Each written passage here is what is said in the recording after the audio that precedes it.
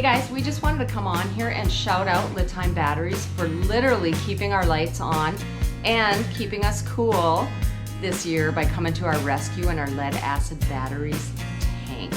One of the things that we like about the LiTime batteries is that they're fairly lightweight, so they're 83 pounds each.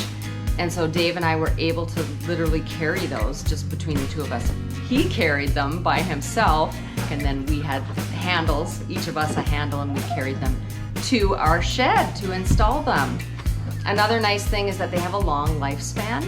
They boast 4,000 deep cycles. What that means is that the depth of discharge is 100% for those 4,000 cycles, and they still last for over 10 years. And then lastly, they're very, very economical.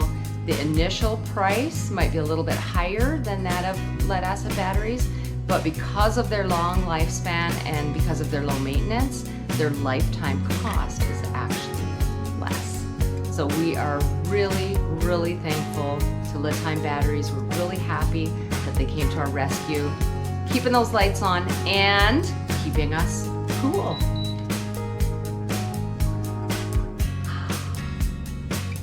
Otherwise, it'd be too warm. Thanks, LiTime.